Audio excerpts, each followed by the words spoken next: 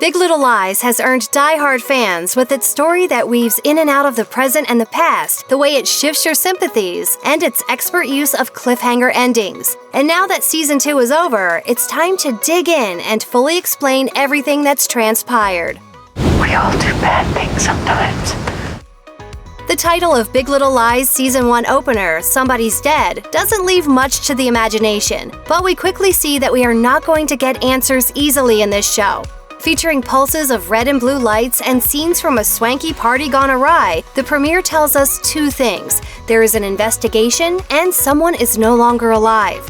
Through the discussion between investigators and a chorus of townspeople, we learn that the victim suffered a broken pelvis and a fracture at the base of the skull, and folks are suspicious of a few infamous community members who eventually come to be known as the Monterey Five. While details are slow to emerge, we soon garner that Reese Witherspoon's character, Madeline McKenzie, is the nosy and bossy leader of the pack. Her family and the families of her best girlfriends come into focus throughout the opening episode, as the premiere takes us to the beginning of the school year. As Madeline drives daughter Chloe to her first day of school, she ends up behind a car driving erratically and swiftly rages out, exiting her vehicle to exhibit what we learn is classic Madeline Martha McKenzie behavior. Learning her teenage daughter Abigail is a passenger in the car sets her off, and she turns her ankle during a hubris-incited tumble. In a twist of fate, her soon-to-be friend Jane Chapman, as well as her son Ziggy, are witnesses to the fall. We learn Jane is new to town, and Ziggy is about to start school alongside Chloe. We also get a glimpse of Celeste and her husband Perry passionately saying goodbye as Perry leaves for a work trip. Arriving at school, Madeline introduces Jane to Celeste, along with her twins, Max and Josh, and Renata, who's with her daughter, Amabella. We are also introduced to Madeline's ex-husband, Nathan, and his new wife, Bonnie. We're also introduced to some tension between the women as their daughters enter the first grade together. With the main characters in place, Big Little Lies gets moving quickly. Right off the bat in Season 1, violence becomes a pervasive theme, starting in the children's world. We learn that someone is hurting Amabella at school. Forced by her teacher to point out who is hurting her, she places blame on Ziggy, who adamantly denies it, while Renata demands an apology from him, creating friction between her and Jane. Meanwhile, Perry turns from caring husband into a maniacal sadist, hurting and controlling Celeste. Their relationship is revealed to be very complicated, as we see that the violence induces deep passion between the two. But ultimately, Perry's attempts at controlling Celeste's life start to prove too much. She slowly starts to assert her independence through therapy, work, and conversations, though she does not reveal Perry's violence to friends. Jane, on the other hand, is having flashbacks to a time on the beach with a suggestion that she has some secrets in her past. She ultimately reveals to Madeline that Ziggy was born out of sexual assault and that her attacker's name is Saxon Banks. Madeline makes it her mission to find the man. Madeline's ex-husband Nathan sees Jane at a shooting range. After brushing up on his skills, Nathan tattles to Madeline, who then confronts Jane as they plot a meeting between her and Saxon Banks. I'd kill him if I could. Well, I wouldn't say that loudly in public spaces. Jane assures Madeline that she was just target practicing. Ultimately, Jane does meet the man named Saxon Banks, but she realizes he isn't the right guy. Madeline soon works to rekindle the passion with husband Ed, who's been grappling with their crumbling marriage, and things don't work out so well. She later winds up getting in a car crash with Joseph, her community theater colleague and former lover, and things get more complicated when she visits him in the hospital, leading their spouses and the town to speculate. Also at this time, Renata's controlling attempts to create the perfect life for Amabella continue to fail when she finds more bruises on her daughter's body and discovers teeth marks. Renata fights with her husband Gordon about what to do and continues to point the finger at Ziggy, driving Jane and Renata to a physical altercation. After a series of conversations with her therapist and after looking at some real estate, Celeste plans to leave Perry after the impending fundraiser party, but not before Celeste takes a swing at his manhood. Perry tries to come on to her, which would have made them late for the opening night of Madeline's play. She wasn't about to miss her best friend's big night, and in an effort to stop Perry, she accidentally fractures his urethra with a tennis racket. Around that time, Madeline confronts Abigail about her plans to sell her virginity for charity and confesses her infidelity as a way to relate to her daughter. Up doesn't fix your life. Joseph's wife, Tori, later confronts Madeline at the opening night of her production of Avenue Q, and Madeline falsely denies that anything happened with Joseph. Renata and Jane, meanwhile, find common ground when they learn there is a petition to kick Ziggy out of Otter Bay School because of the accusations against him. Jane takes the higher ground and apologizes to Renata, and the tough mom is surprisingly receptive. Perry's violence escalates in the house, and twins Josh and Max are exposed to his behavior. The violence is certainly influencing them, as Amabella's bully is revealed to be Max. Before leaving for the school's costume trivia night event, Perry becomes aware of Celeste's plan to leave him. He begs her to reconsider, but she refuses to back down. At the school fundraiser, the main characters eventually unite. Madeline has a breakdown of sorts after having seen Tori watching her, and she confesses to Jane about her affair. Renata tells Celeste the truth about Amabella's bully. Eventually, they all gather by the stairs, including Bonnie, who had followed Celeste after seeing Perry trail her. When Perry tries to take Celeste home, Jane and her friends realize that he is Saxon Banks. Perry becomes violent, particularly at Celeste. Bonnie, who is in the wings, runs forward and pushes him down the stairs in the midst of the chaos, killing him. The Season 1 finale later ends with the women happily spending time together on the beach, but with the detectives doubting the women's innocence, how long will they stay happy? Season 2 opens at the start of 2nd grade for the kiddos of the Monterey Five. We see the women grappling with their pasts in different ways. We are quickly introduced to Mary Louise, who is clearly suspicious of Celeste from the get-go. Detective Quinlan, who has been watching the women, is still on the case and is digging in deeper. Right off the bat, we can tell that with Mary Louise trying to get to the bottom of her son's death, the police sniffing around, and Bonnie's aloofness, all is not well with the Monterey Five. Meanwhile, things are looking up for Jane, who has a new job with a cute colleague named Corey. She is shocked to know that he references her as part of the Monterey Five, as it means people in the town are gossiping about the women. You're one of the Monterey Five, right? Monterey Five? And Madeline's love life proves to be hanging on by a thread when Ed has an ominous grocery store run-in with a newly buxom Tori who gives him bedroom eyes in the produce section. Renata is feeling herself during a photo shoot at her home just before she learns that her husband is getting arrested for insider trading, putting everything she has worked so hard for in jeopardy.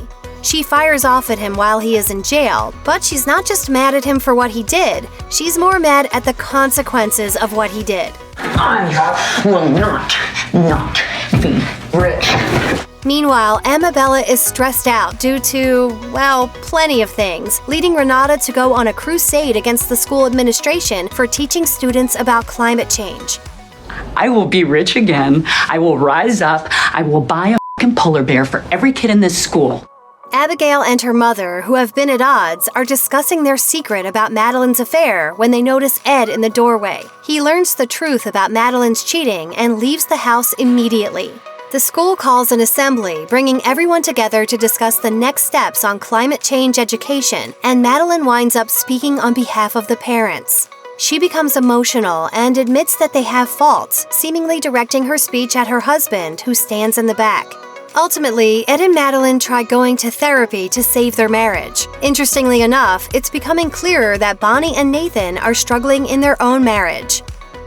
Celeste crashes her car during an Ambien-fueled blackout, and Mary Louise is displeased, taking notes on the behavior. After an argument involving Celeste and the boys, not to mention an icy run-in with Madeline, it becomes clearer that Mary Louise is grieving heavily and isn't going to play nice with anyone. She becomes more aware of the physical nature of Celeste and Perry's relationship, but seems to chalk it up in her mind to a twisted relationship. Jane's son Ziggy and Celeste's twins find out that Perry is father to them all, and the twins tell Mary Louise, which really thickens the plot as Mary Louise grapples with the idea that her dead son could have been such a terrible person.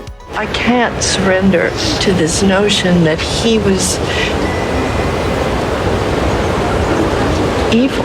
She's also thrown when she sees that Ziggy takes after Perry's late twin, who died young in a car crash. She confronts Jane on several occasions, first asking for a paternity test and then accusing her of seducing her son. Mary Louise shows up uninvited to Madeline's pumpkin carving party, and things get uncomfortable when she tells Jane that she's rented an apartment in her building. Celeste pulls her aside to tell her it is inappropriate, and Mary Louise digs her heels in, saying she doesn't yet believe Jane's claims of Perry assaulting her. After more back and forth, their discussion results in a massive slap from Celeste. Yep, Nicole Kidman slapped Meryl Streep across the face. Suddenly, it's clear that there's a power struggle that has only just begun. What should we call that? Foreplay? Nathan, exasperated over how to handle his stuck-in-the-doldrums wife, calls on her parents to come and help. Bonnie is furious with him, and it becomes clear she has a massively complicated relationship with her parents. As soon as her mom walks in, it seems she's got Bonnie's number and Nathan's. Well, I'm here because you're ill-equipped to connect with your wife. Madeline appeals to a distant Ed to try and make their marriage work, but he doesn't seem to be too invested, despite showing up to the therapy and couples retreats. Can't this couple just make things work? I don't understand. The door's hinged. I see. Renata grapples to keep some sense of normalcy for Amabella amidst her husband's legal issues and their impending bankruptcy, so she throws a giant disco party for her daughter as a way to keep up appearances and temporarily dance their troubles away. At the party, Celeste, Bonnie, and Madeline have a chat about just how much Mary Louise knows. The women reveal that they wish they had not gone along with Madeline's lie about the night of Perry's death. So you're all talking about me behind my back. Blaming me. No. No, that's rich. That's really rich. You're right here. It's to your face. Oh. Bonnie's mother, Elizabeth, sees them talking and knows something is up. Elizabeth's pushing to learn more from Bonnie results in her daughter storming off. As the revelers begin to leave the party, Elizabeth drops to the ground, falling unconscious, and she is taken to the hospital, having suffered a stroke. At the hospital, Bonnie spots Detective Quinlan at the nurse's station and believes Quinlan is there because she suspects her of being involved in Perry's death. She's apparently not, but it again raises the question in the characters' minds, will the Monterey Five be found out? After calling a hotshot lawyer in the area and crafting a list of Celeste's wrongdoings, Mary Louise offers Celeste joint custody. Look, last night was a misunderstanding. No, this is not about last night. It's about a whole totality of events. You're a mess, Celeste. Celeste refuses over the objections of her own attorney as things heat up in the grandmother versus mother battle. Renata attempts an intervention, inviting Mary Louise for coffee at her empty house, but her plan doesn't work and the situation just gets worse. Celeste's attorney tells her there is actually a chance that she could lose her children, devastating Celeste. Ziggy and the twins are suspended from school after a violent altercation on the playground with a bully named Brian, who targeted and taunted Ziggy with the crimes of his father. Worrying that the boys take after their aggressive father, Celeste, Jane, and Corey take the kids kayaking on their day off from school. As things seem to dissolve further between Madeline and Ed, in comes Tori again. She tempts Ed with the idea of an affair of their own, because the drama train never stops when it pulls through Monterey. Bonnie turns up at the police station one evening, ostensibly to turn herself in, and she sees Corey, Jane's boyfriend, leaving. Could he be a cop, or is he a part of the investigation? Jane confronts Corey about why he was there, and she learns that the investigators were questioning him, wanting to learn more about Perry's death. Bonnie never actually entered the police station, but she does confess everything about the night of Perry's death and the fact that she doesn't love her husband to her comatose mother, who has been unconscious since Renata's party. It is revealed that her mother was a violent alcoholic throughout her childhood, and Bonnie's father wasn't there to protect her. It was this anger at her mother's treatment of her that motivated her to push Perry down the stairs. When I lunged at him, I was pushing you. And that push was a long time coming. Celeste and Mary Louise go head-to-head in court, where Mary Louise's lawyer paints Celeste as an unfit mother and casts doubt on her accusations of abuse. In the Season 2 finale, the Monterey Five get some closure in their personal lives as the murder investigation continues. Celeste, who's a lawyer, takes matters into her own hands as she cross-examines Mary Louise herself, unnerving her mother-in-law with questions about Mary Louise's own past and showing a video the boys took of Perry brutally beating their mother. Celeste ultimately keeps full custody. As for what's happening with Bonnie, her mother dies, after which she tells Nathan how she really feels about him. I'm not in love with you. I know this isn't the best time to tell you, but I don't think I've ever been. Renata, meanwhile, goes off on her husband as she destroys his recently sold prized train set in a fit of fury, fitting for a man who lost everything Renata owned. Around this time, Ed decides that he wants to try again with Madeline, and they renew their vows on the beach with their daughters present. This is not some, put a tidy ribbon on it, bygones be bygones ending. This is a shot at a new beginning. And we can't forget about Jane. With Ziggy's permission, Jane and Corey officially start to date. Before the finale's over, all 5 women, after seemingly finding some personal resolution, show up at the police station together. Will they tell Detective Quinlan the truth? Are they closing the book on these big little lies? Seeing as how there are currently no plans in place for a season 3, it's most likely going to be up to you to decide. Check out one of our newest videos right here, plus even more list videos about your favorite shows are coming soon. Subscribe to our YouTube channel and hit the bell so you don't miss a single one.